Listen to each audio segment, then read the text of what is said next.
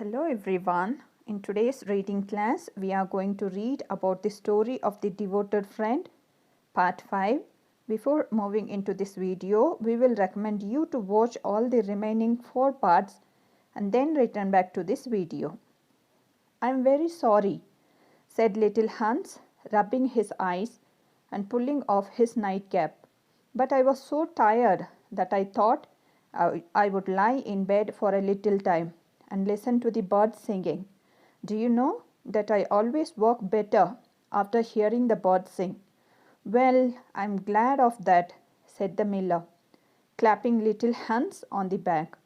For I want you to come up to the mill as soon as you dressed and mend my barn roof for me. Poor little Hans was very anxious to go and work in his garden, for his flowers had not been watered for 2 days, but he did not like to refuse the miller, as he was such a good friend to him. Do you think it would be unfriendly of me if I said I was busy? He inquired in a shy and timid voice. Well, really, answered the miller, I do not think it is much to ask of you, considering that I am going to give you my wheelbarrow. But of course, if you refuse, I will go and do it myself. Oh, on no account, cried little Hans, and he jumped out of bed and dressed himself and went to the barn.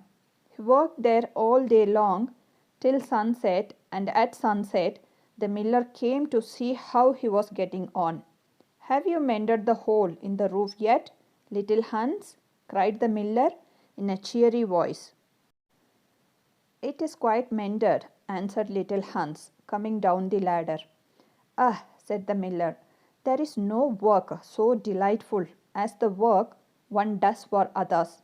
It is certainly a great privilege to hear you talk, answered little Hans, sitting down and wiping his forehead.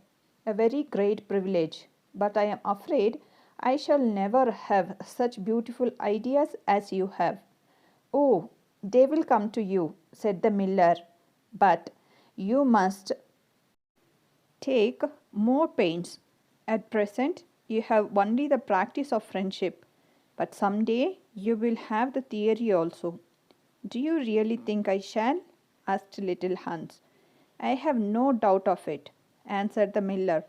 But now that you have mended the roof, you had better go home and rest, for I want you to drive my sheep to the mountain tomorrow. Poor Hans was afraid to say anything to this, and early the next morning the miller brought his sheep round to the cottage, and Hans started off with them to the mountain. It took him the whole day to get there and back, and when he returned he was so tired that he went off to sleep in his chair, and did not wake up till it was broad daylight. What a delightful time I shall have in my garden, he said, and he went to work at once. But somehow he was never able to look after his flowers at all, for his friend, the miller, was always coming round and sending him off on long errands, or getting him to help at the mill. Little Hans was very much distressed at times, as he was afraid his flowers would think he had forgotten them. But he consoled himself by the reflection that the miller was his best friend. Besides, he used to say, he is going to give me his wheelbarrow, and that is an act of pure generosity. So little Hans worked away for the miller, and the miller said all kinds of beautiful things about friendship, which Hans took down in a notebook and used to read over at night, for he was a very good scholar. Now it happened that one evening little Hans was sitting by his fireside when a loud rap came at the door. It was a very wild night, and the wind was blowing and roaring round the house so terribly that at first he thought it was merely the storm.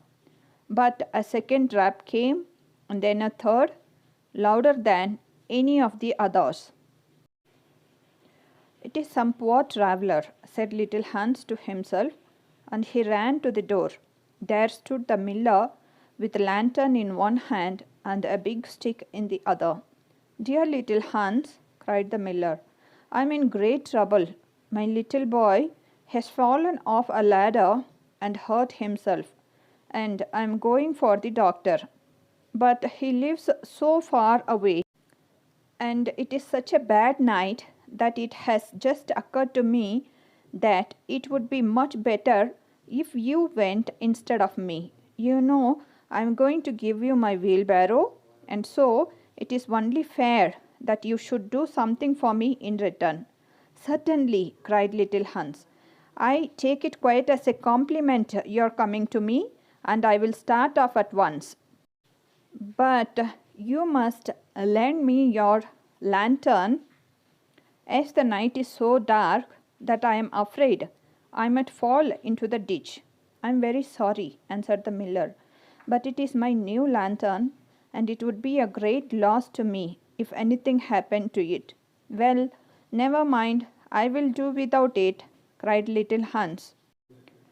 And he took down his great fur coat and his warm scarlet cap and tied a muffler round his throat and started off. What a dreadful storm it was! The night was so black that little Hans could hardly see, and the wind was so strong that he could scarcely stand. However, he was very courageous, and after he had been walking about 3 hours, he arrived at the doctor's house and knocked at the door. I hope you have enjoyed watching this video. Thank you for watching. If you like our videos, kindly subscribe to our channel and help us to make more videos like this. I will meet you soon with the next part of this story. Until then, bye, take care, and see you.